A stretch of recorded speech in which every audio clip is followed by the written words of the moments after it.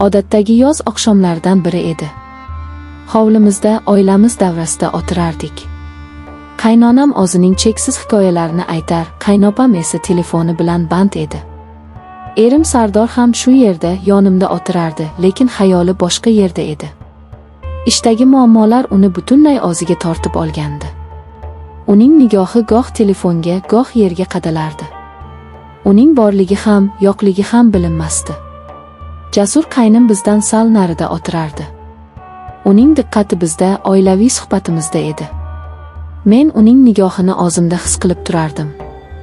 Bu shunchaki qarindoshlik nigohi emasdi.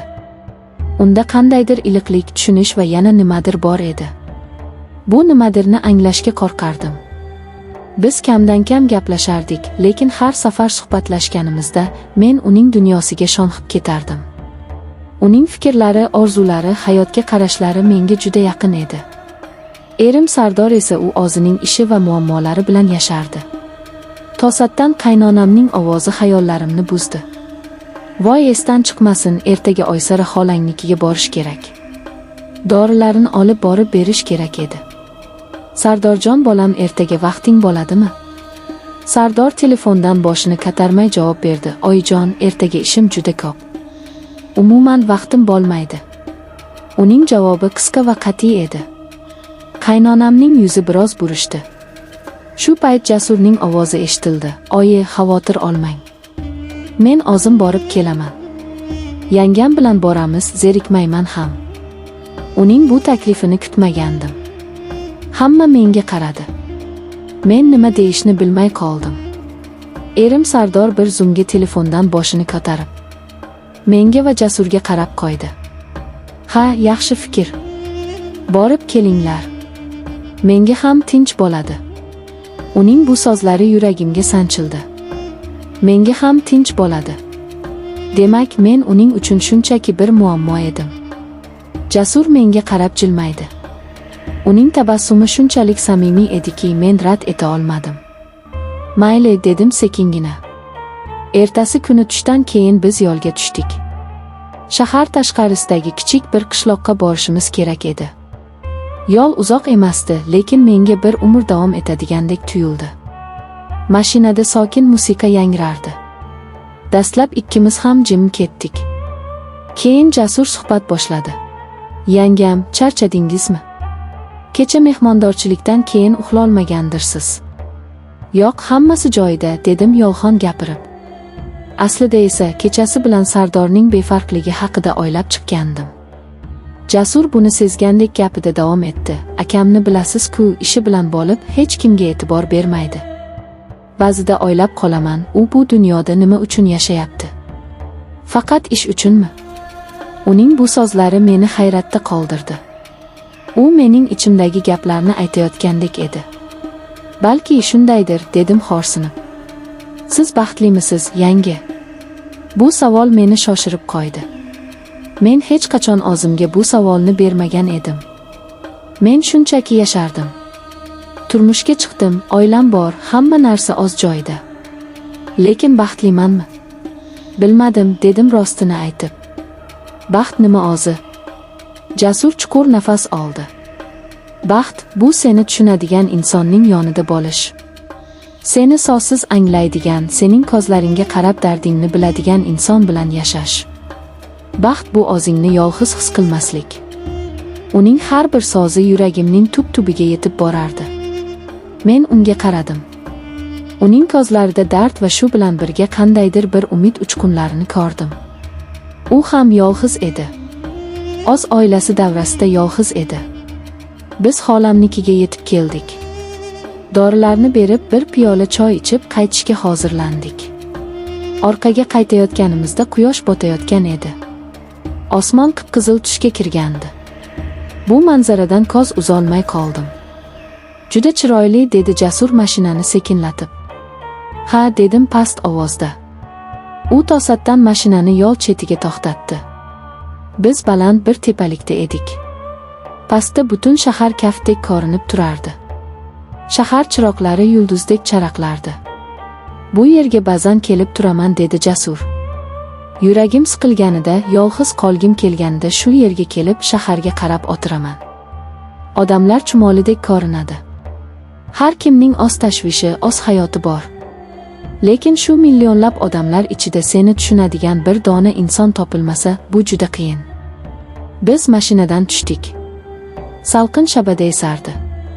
Men yengil ko'ylagimda biroz sovqotdim. Jasur buni sezib, o'zining yengil kurtkasini yechib yelkamga tashladi. Uning harakati shunchalik tabiiy ediki, men qarshilik qilmadim. Kurtkasidan uning atirining hidi kelardi. Bu hid meni mast qildi. Biz uzoq vaqt jim turdik. Sozlarga hojat yo'q edi. Biz bir-birimizni sozsiz tushunardik. Uning yonida men o'zimni himoyalangandek his qildim. Erim Sardor hech qachon menga bunday e'tibor bermagan edi. U hech qachon meni sovqotganimni yoki charchaganimni sezmagan. "Yangi, siz juda yaxshi insonsiz", dedi Jasur to'satdan. "Siz bundan yaxshisiga loyiqsiz." Men unga qaradim. Uning nigohi jiddiy edi. Uning ko'zlarida men o'zimni aksimni ko'rdim. Charchagan, e'tiborga muhtoj bir ayolning aksini. "Kech bo'ldi, ketishimiz kerak", dedim.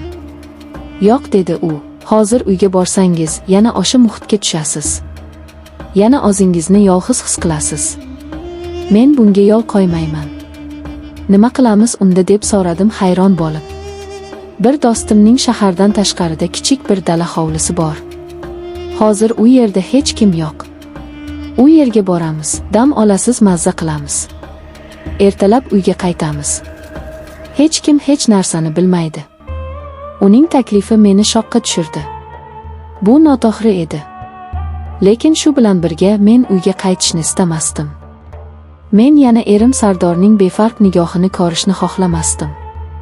Men bir kecha bo'lsa ham o'zimni erkin his qilishni istardim. "Mayli", dedim o'zim ham kutmagan holda. Biz dala hovliga yetib keldik. Kichkina, ammo shinam uy edi. Jasur chiroqlarni yoqdi. Atrofda sukunat hukmron edi. U menga choy damlab berdi. Biz oshxonada kichik stol atrofida o'tirib choy ichdik. "Bu yer sizga yoqdimi?" deb so'radi u. "Ha, juda tinch ekan. Sizga hozir tinchlik kerak." U o'rnidan turib yotoqxonaga kirib ketdi. Bir ozdan so'ng qaytib chiqib dedi, "Siz shu yerda dam oling. Men mehmonxonadagi divanda yotaman. Xotirjam bo'ling." Uning bu gapi meni yanada o'ziga tortdi. U mening sha'nimni, or-nomusimni o'ylardi. Men yotoqxonaga kirdim. Toza choyshabning hidi dimog'imga urildi. Lekin uyqum kelmadi. Xayollarim chalkashib ketgandi. Men nima qilayotganimni o'zim ham tushunmasdim. Bir tomondan vijdonim qiynalardi, ikkinchi tomondan esa yuragim bu yerdan ketishni istamasdi. Ancha vaqt o'tdi. Men uxlay olmadim. Sekin o'rnimdan turib mehmonxonaga chiqdim. Jasur divanda yotardi. U ham uxlamagan edi. Meni ko'rib o'rnidan turib ketdi. "Nega uxlamadingiz, yangi? Biror narsa bo'ldimi?" "Yo'q, shunchaki uyqum kelmadi." Biz yana birga o'tirdik. Bu safar biz bir-birimizga juda yaqin o'tirardik. Men uning nafasining issig'ini his qilib turardim. "Jasur", dedim pichirlab. Bu birinchi marta uni ismi bilan chaqirishim edi. U menga qaradi. "Labbay", dedi u ham pichirlab. Men nima deyishni bilmasdim. Shunchaki unga qaradim. U sekin qo'lini cho'zib yuzimni siladi. Uning kaftlari issiq edi. Bu teginishdan butun vujudim titrab ketdi. "Qo'rqmang", dedi u. "Men sizni xafa qilmayman." U sekin menga yaqinlashdi. Bizning nigohlarimiz to'qnashdi. U ehtiyotkorlik bilan lablarimdan o'pdi. Bu o'pichda ehtirosdan ko'ra ko'proq mehr, iliqlik va tushunish bor edi.